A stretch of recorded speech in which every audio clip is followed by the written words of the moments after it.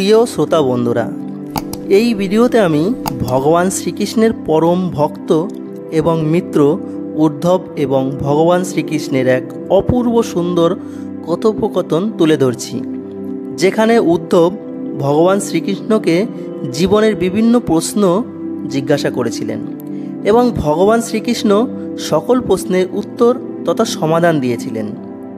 ভগবান শ্রীকৃষ্ণ এবং উদ্ধব এই কথোপকথন উদ্ধব গীতা নামে খ্যাত। আপনারা অবশ্যই এই মূল্যবান কথোপকথন এক মনে শ্রবণ করবেন, কারণ এই কথোপকথনের মধ্যে লুকিয়ে আছে জীবনের সকল প্রশ্নের উত্তর। তাহলে চলুন জেনে নেওয়া যাক উদ্ধব গীতার প্রশ্ন এবং উত্তর, যেখানে ভগবান শ্রীকৃষ্ণের অপূর্ব জীবন দর্শনের আভাস পাওয়া যায়। বন্ধুরা, ভিডিও শুরু করার আগেই আপনাদের জানিয়ে দিই এই উদ্ধব গীতা আসলে কি।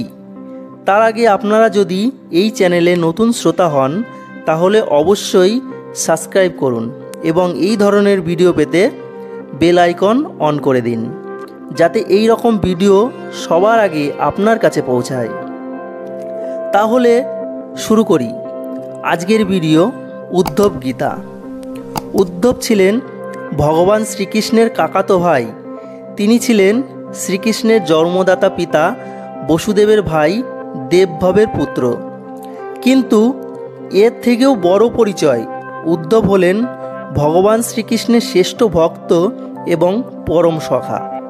কিন্তু কখনো তিনি ভগবান শ্রীকৃষ্ণের কাছে কোনো রকম সাহায্য বা বর প্রার্থনা করেননি। যখন ভগবান তার শ্রীকৃষ্ণ লীলার একেবারেই শেষ পর্যায়ে এসে পৌঁছেছেন, তখন তিনি উদ্ধবকে বললেন, প্রিয় উদ্ধব, আমার এই কৃষ্ণ অবতারে আমি কত মানুষকে কত সাহায্য করেছি, কত বর দিয়েছি, কিন্তু তুমি কখনো আমার কাছে কিছুই চাওনি। তুমি এখনই আমার কাছ থেকে কিছু প্রার্থনা করো, আমি তোমাকেও কিছু কৃপা করার আনন্দ লাভের মাধ্যমে এই অবতার লীলা সমাপ্ত করতে চাই। উদ্ধব বললেন, প্রভু, আমি তো আপনার কাছে কোনোদিনই কিছু চাইনি, তবে আজকে কেন চাইব? ভগবান বললেন, উদ্ধব, তুমি আজ কিছু না চাইলেও আমি তোমাকে কিছু দেব, না দিলে আমার অবিচার করা হবে। উদ্ধব বললেন, বেশ, তো যদি কিছু দিতেই হয় তাহলে আমাকে কিছু প্রশ্নের উত্তর দিন। ভগবান শ্রীকৃষ্ণ বললেন, বলো উদ্ধব, কি তোমার প্রশ্ন? আমি তোমার সমস্ত প্রশ্নের উত্তর দেব।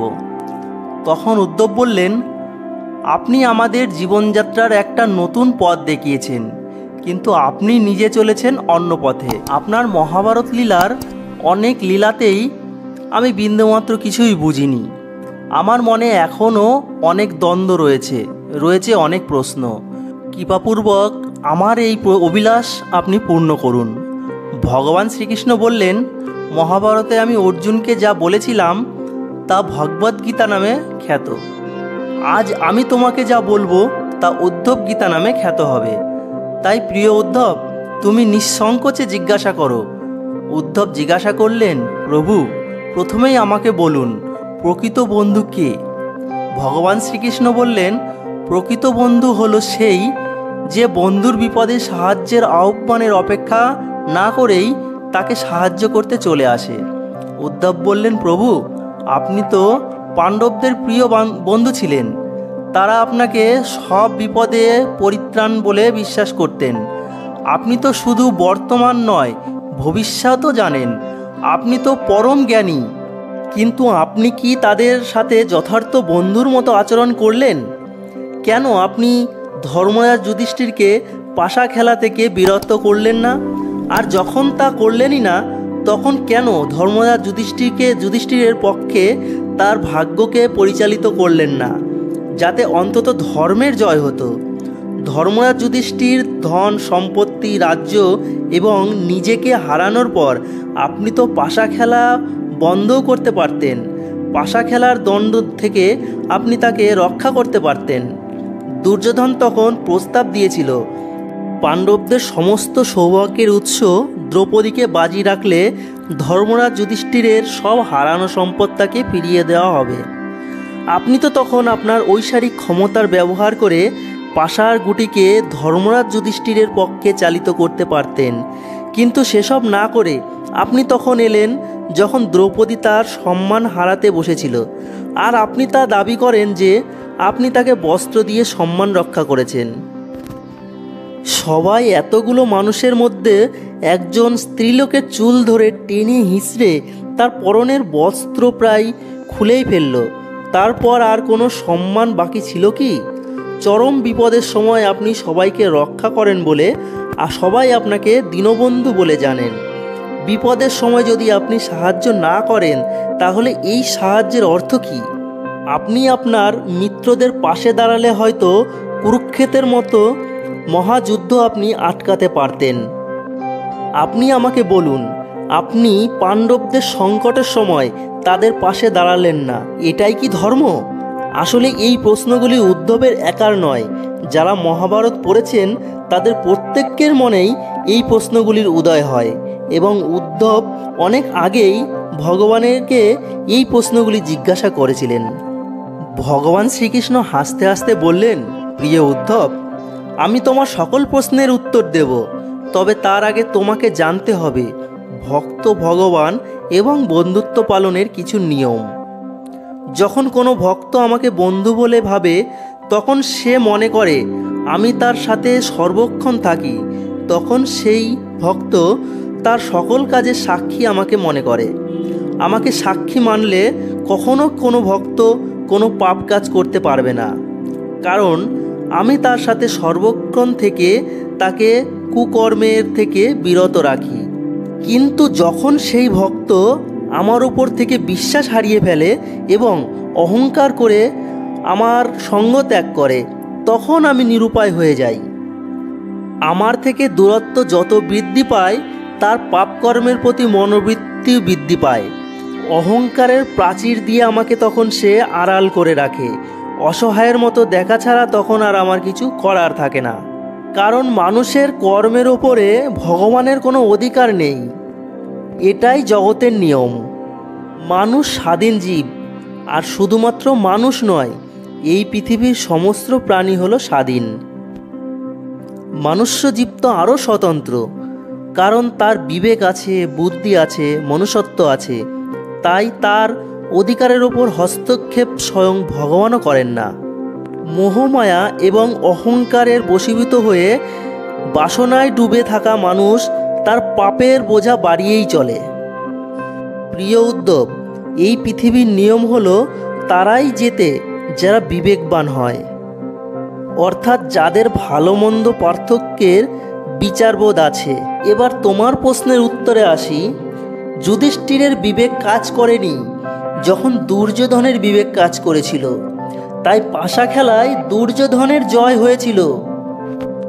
শ্রীকৃষ্ণের এই কথায় উদ্ধব আরও দ্বিধাগ্রস্ত হয়ে পড়ে। ভগবান শ্রীকৃষ্ণ বলতে লাগলেন, দুর্যোধনের অনেক সম্পদ ছিল, কিন্তু সে পাশা খেলা জানতো না, তাই সে তার মামা শকুনিকে তার জায়গায় খেলতে বলেছিল। এটা হলো তার বিবেক।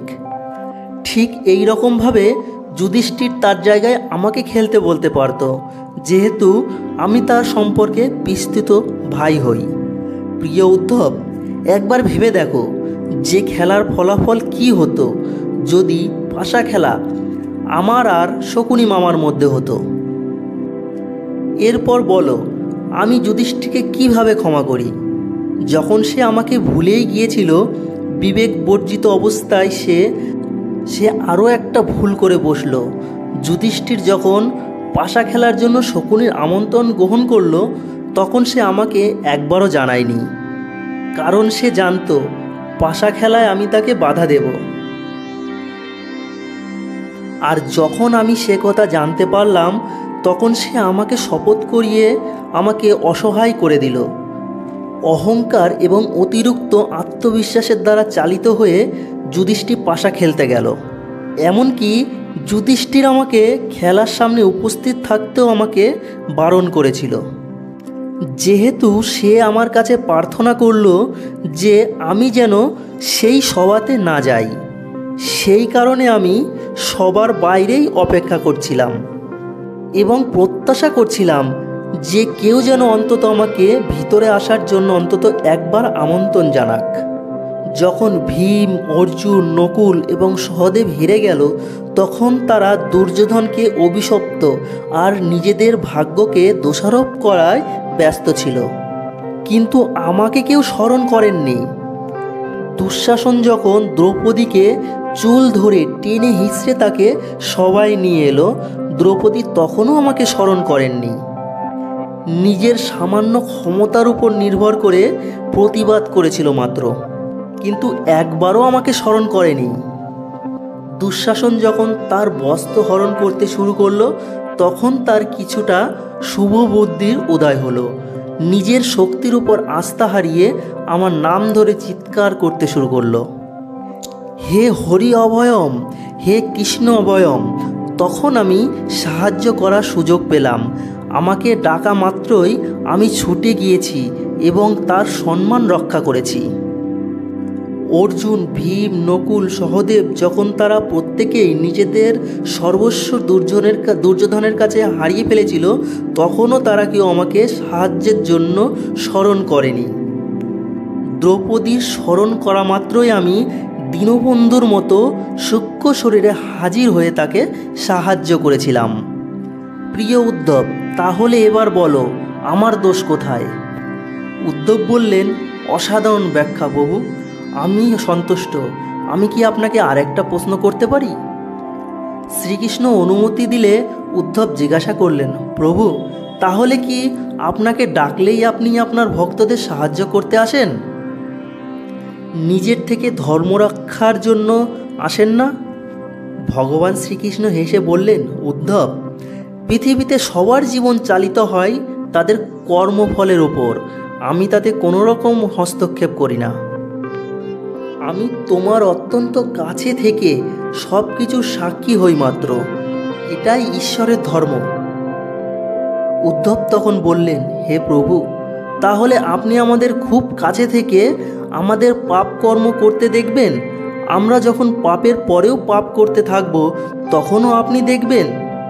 আপনি কি চান আমরা একের পর এক পাপ করতে থাকি, ভুল করতে থাকি এবং তার ফলস্বরূপ শাস্তি পেতে থাকি? ভগবান শ্রীকৃষ্ণ বললেন, প্রিয় উদ্ধব, তোমার প্রশ্নের গভীরতা অনুধাবন করে তুমি যখন বুঝতেই পারছো যে আমি তোমার খুব কাছে, তোমার সব কর্মের সাক্ষী হই, তাহলে তুমি কিভাবে খারাপ বা অনৈতিক কাজকর্ম করো? তুমি যখন ভাবো যে আমাকে ছাড়াই তুমি অনেক কিছু করতে পারো, তখনই তুমি বিপদে পড়ো। ধর্মরাজ যুধিষ্ঠিরের অজ্ঞতা ছিল এই যে তিনি ভেবেছিলেন আমাকে ছাড়াই তিনি পাশা খেলবেন এবং জিতেও যাবেন। যদি তিনি সত্যিই এটা অনুধাবন করতেন যে আমি সবসময় সবার কর্মের তাদের সাক্ষী থাকি, তাহলে কি পাশা খেলার পরিণাম একটু ভিন্নভাবে হতো না? তো বিস্ময় হতবাক হয়ে গেলেন এবং ভক্তিতে অপ্লুত হয়ে গেলেন। তিনি বললেন, কি সুগভীর দর্শন, কি সুমহান সত্য! আমরা যখন এটা জানি যে কোনো কিছুই ভগবানকে ছাড়া চলে না, তখন আমরা কিভাবে সাক্ষী হিসাবে তার অনুপস্থিতিকে অনুধাবন করতে পারি না? এই চরম সত্যি ভুলে গিয়ে আমরা কিভাবে খারাপ কাজ করতে পারি? ভগবদ্গীতা জুড়ে এই শিক্ষাই তো অর্জুনকে ভগবান শ্রীকৃষ্ণ দিয়েছেন। তিনি অর্জুনকে সারথি তথা তার পথ নিদর্শক হয়েছেন, তিনি নিজে যুদ্ধ করেননি। পরিশেষে উদ্ধব বললেন, আমি বুঝেছি প্রভু, আপনাকে ভুলে যাওয়া মানে আমারই মরণ। তাই প্রভু, দয়া করে আমাকে আশীর্বাদ করুন, আমি যেন এক মুহূর্ত আপনাকে না ভুলি। ভগবান তাকে আশীর্বাদ করে বললেন, তথাস্তু। ভগবান শ্রীকৃষ্ণ আরও বললেন যে উদ্ধব, তোমার ও আমার এই কথোপকথন পৃথিবীতে উদ্ধব গীতা নামে খ্যাত হয়ে থাকবে, তার সাথে অমর হয়ে থাকবে তোমার নাম। আর যে এই উদ্ধব গীতা প্রতিদিন পাঠ করবে বা শ্রবণ করবে, আমি তার সদয় হয়ে থাকব। ভগবান শ্রীকৃষ্ণ পৃথিবী থেকে তার আসন্ন বিদায় নেবার আগে উদ্ধবকে সান্ত্বনা দেওয়ার উদ্দেশ্যে যে বাণীসমূহ প্রদান করেছিলেন তাকে উদ্ধব গীতা বলা হয়। যা হংসগীতা নামেও পরিচিত। যদি উদ্ধব ও ভগবান শ্রীকৃষ্ণের এই কথোপকথন আপনার ভালো লাগে তাহলে অবশ্যই একটা লাইক করবেন এবং তার সাথে আপনার আপনজনদের সাথে শেয়ার করে দেবেন।